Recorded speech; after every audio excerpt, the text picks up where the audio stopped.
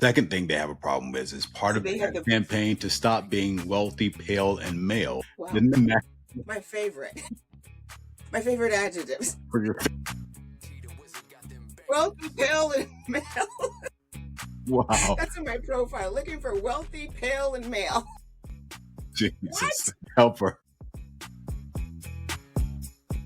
This is John Dunson, and welcome to another episode of I Take Your Point podcast. I am joined today by the lovely Miss Lynn, who is apparently channeling a party that she is going to later on today. You actually look like you're getting ready to go out to dinner or something. I'm getting ready to go out later on this evening. Thank you for acknowledging my presence. Well, good for you. I mean, you're dressed like 8 hours before, dinner. So obviously this is something that is extremely important. So hopefully it will turn out the way that you would want it to turn out. Good for you. It takes me a long time to get ready. Why? I literally told you last week my closet looked like war-torn Bosnia, and then the hair. Okay, with the closet, I can understand because the closet can be fixed. The hair, that's another discussion. All right, so let's dive right in. A lot's going on this week with respect to issues in the culture. One of the big stories that caught my attention was the story of Cracker Barrel. Apparently, you had a lot of the MAGA folks that were all up in arms about one of my favorite restaurants. What say you about the Cracker Barrel incident, or do I need to deep dive in terms of what it is and why it is that Cracker Barrel is in the news? Why don't you give everybody a level set? In other words, you don't know. And by everybody, I mean So everybody. with Cracker Barrel, is a southern-based restaurant based out of Tennessee, and the logo has been around since the company has been around. The company's been around for about 60 years or so, and it had a character called Uncle Hershey sitting in a chair with a barrel and the yellow and orange awning that says Cracker Barrel. I will not make disparaging comments about Uncle Hershey sitting in his rocking chair and his overalls, which I think you would be fond of because you were fond of overalls. Mhm. And so the thing that I think struck a lot of MAGA, or offended them, I should say, is that they got rid of Uncle Hershey. They got rid and they just have the sign that says Cracker Barrel, and it's been quote unquote wokeified. Anything that is evolution, growth, that encompasses more people than just a subset of people considered woke, when it's something that people align with leftism. Like, I just don't understand that. Someone, what comes up with something like, hey, we're going to reintroduce praying in schools, or I don't care if you're Muslim or if you're Jewish, we're going to pray to Jesus. That's okay. That's there. Apparently there's no term for that. Is it sleepism? Like, I don't know what that is, but anything that looks at old practices and says, hey, let's take a look at this. And is it representative of all the people that frequent this establishment? Could it be offensive? Could it be whatever? Let's reevaluate. Let's grow. And so that we are addressing everyone that could step across the threshold at this fine Cracker Barrel. That's woke. I just find it interesting. I'm typically in a Cracker Barrel a couple times a year because if I'm traveling to Carolina to see my relatives, I make it a point to stop at a Cracker Barrel. And I have a love-hate relationship with the Cracker Barrel. I am a bona fide foodie, and I can love food from different types of sources. There are people that don't like the Cracker Barrel. All of it. Well, yeah, I don't have a problem with buffets. So there are people that have a problem with Cracker Barrel with respect to the overtones that the restaurant and the image of the restaurant may give. Uncle Herschel, and I misspoke, is Uncle Herschel, not Uncle Hershey. I love Uncle Hershey because that really makes it. I want to give him proper credit. Uncle Herschel. It does make it a lot different when it's Uncle Hershey. So Uncle Herschel, apparently that's not him in real life. It is a depiction of him that was rendered by this artist, but he is the actual uncle of the founder of Cracker Barrel. And so there were these not so nice things that were said about the changing of rebranding of the image. That said, I'm mad at Cracker Barrel because it was always my go-to spot when I was traveling and seeing clients across the Southeast region. And they had some of the best. I mean, you've eaten with me a couple times, so you know that I'm typically a creature of habit. When I order things, I like a certain item and I will stick with that item. Cracker Barrel had nice grits, egg whites. They're known for their biscuits, and they had these wonderful turkey sausage patties. And about 2 or 3 years ago, they went away from the turkey sausage patties. They just did away with them and went with a new brand. Did you write a strongly worded You know approval what? letter? I let them know that I wasn't a fan Mm, of the new sausage that was mhm, offered. It's like chicken sausage, I believe they offer now. And it doesn't have the same oomph that that turkey mm. sausage patty had. Yeah. And the other thing that I had a problem with Mhm, was the consistency of the biscuits. Because you could go to some Cracker Barrels and the mhm, biscuits are nice and soft and fluffy, mm, and you get the mhm, apple butter and you can put them on the biscuits. And then you mhm. go to other Cracker Barrels and they're like a freaking hockey puck. Well, you do know it's about the cook, right? And so my mom always says that the cook makes all of the difference. It is about who's in the kitchen. And so it's not about always the brand, it's about who's cooking. Well, that's not necessarily true. No, So I it's don't not, understand because how you're confused. you can go to a McDonald's anywhere and the food is going to be the same. Okay, I've had to go to McDonald's back when I was eating McDonald's, and the French fries were cold. Like, why are these French fries cold?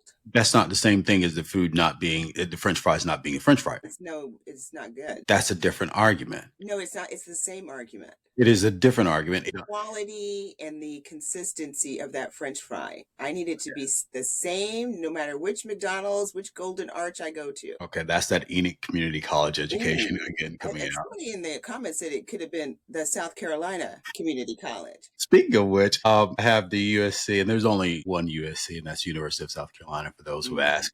Not that school that's in California. No, when you go to a McDonald's and you get a fry, whether it's in South Carolina or Georgia or Florida or Kentucky or California, that French fry traditionally with a McDonald's is going to have the same taste and texture. There's not going to be wide variation in terms of McDonald's fries. So we're going off on a little tangent, and No, I we're just no, want to no, stay in we're here talking about real we're quick. talking I about want to the stay in biscuit. this. I'm going to say, and we're going to go back to your biscuits.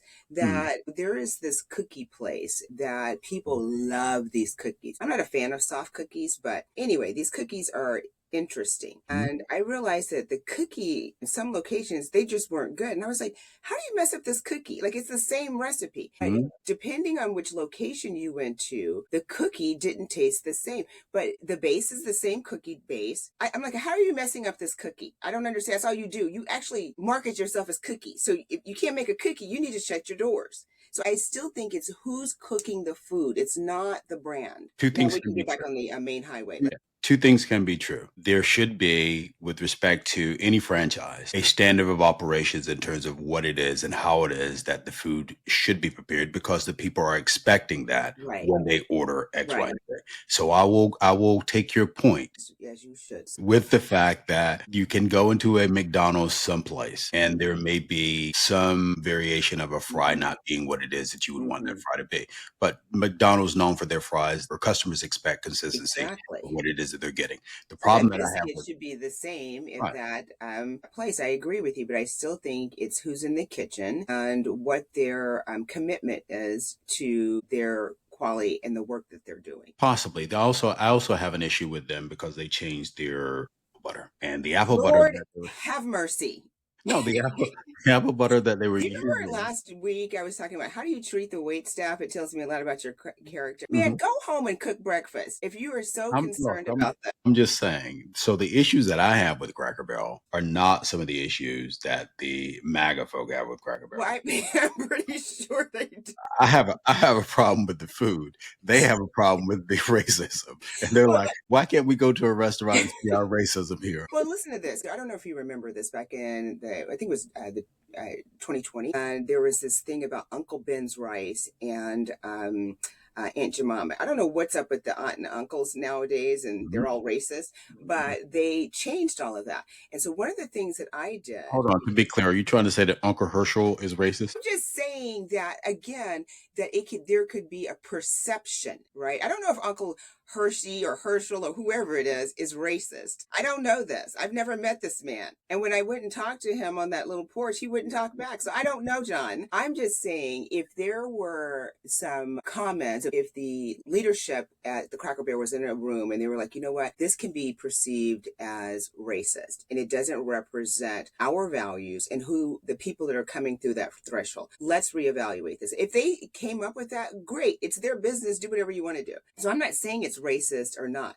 I'm not saying Uncle Ben or Aunt Jemima is racist. But what I did was because this is who I am and this is the kind of humor I had to go out and buy one of the Aunt Jemima little pancake boxes and the Uncle Ben's because I wanted, when my kids have kids, that I can show them this is what we used to do. Okay. All right. So next you'll be having Sambo in your kitchen as well, right? Sure. Okay.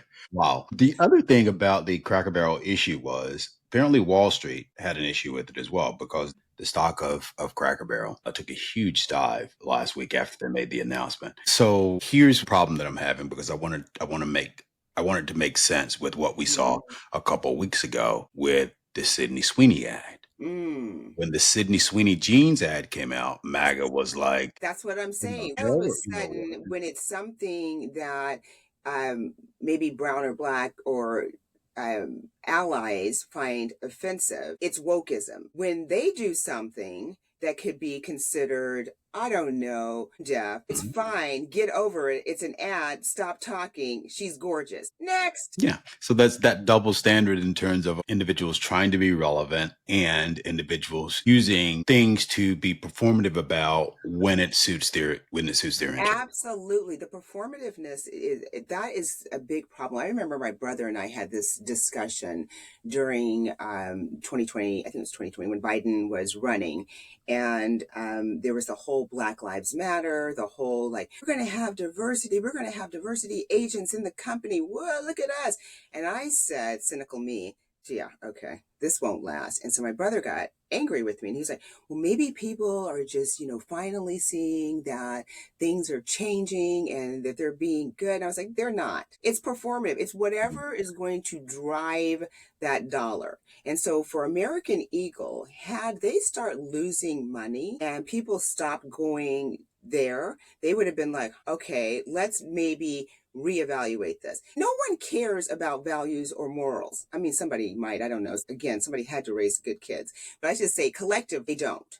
Corporations don't. Look at Target. We're marching. We're not going into Target. Ban Target. And they're like, we don't care. We're doubling down. And then finally, the CEO is like, oh, I better exit stage right. Okay, because your stock would, that's the only way to move things is whoever has the buying power. That's going to drive decisions at the corporate level, in my opinion. It's not going to be what makes sense, what is morally right, what is encompassing of everybody. It's how much money am I going to make? And you, Mr. Man, should be thankful as your capitalist ways like that. I don't understand why you're having this conversation. You should be cheering. I'm a capitalist sitting here on Capitol Hill. Yeah, people told me to stop singing. I forgot. Yeah, your singing is atrocious. A couple of things. One, with respect to Cracker Barrel, if you think about the individuals who do attend Cracker Barrel, when I have gone into Cracker Barrel, it's typically individuals who are traveling and it's a brand that individuals know, have a pretty good idea of what it is that they're going to be getting when they stop. So it's a good restaurant to stop at when you're traveling. I don't know how much impact it's going to have on the individuals who would go to Cracker Barrel. Are there some individuals who may take a flyer and say, I'm not going to go because you no longer have Uncle Herschel sitting here? I want to be real clear, John. I've never seen Uncle Herschel. I mean, I haven't been to Cracker Barrel a lot, but I have never seen this character on the porch. And I'm going to get myself into trouble. It could have just been a real person. I don't know because they all look the same. Oh my God, no, just kidding. I'm kidding. Okay. So Cracker Barrel, I don't know if it's going to impact their core customers. It may. With respect to American Eagle, it did impact them from the standpoint of business because their foot traffic in the American Eagle stores plummeted after they came out with the Sydney Sweeney Act. Target, I'm less impressed with the CEO stepping down because he's still going to remain chairman of the board Today. of the organization for today. His pastor is really involved in this, and I applaud him. Yay. You're talking about Jamal Bryant, Pastor I Jamal love Bryant. it. Okay. Yes. All right. Who is a member of the world's greatest fraternity, by the way, Kappa Alpha Psi. Heavy, heavy sigh. Anyway, so from that standpoint, I do agree and take your point that companies can be impacted when customers, who are their primary customers, Yeah. decide that we're going to not support what it is that you're doing. Right now, we just need you to understand that you can no longer buy shrimp from Walmart, because I know that's, your favorite I store. may as well buy shrimp out of the back of somebody's car, which Well, I never. Just kidding, I haven't. you've been known to eat food out of your purse that's been sitting there for months and weeks on end. So I It's don't my know. purse, Okay. So, but then you're talking about Walmart but and I know what's going on in my purse. it's been sitting That's in my the petri dish. I know what's happening in fridge there.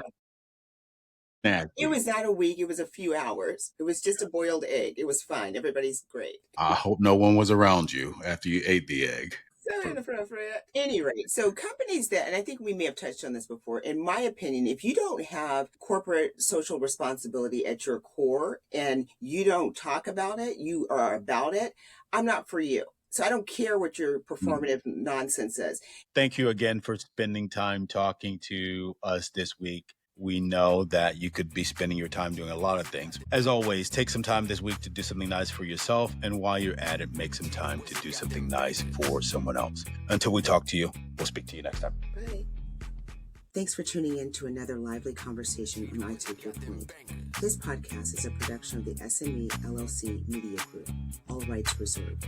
If you are enjoying the show, hit the subscribe button in the top right corner. And don't forget to like, share, comment, and check out past episodes.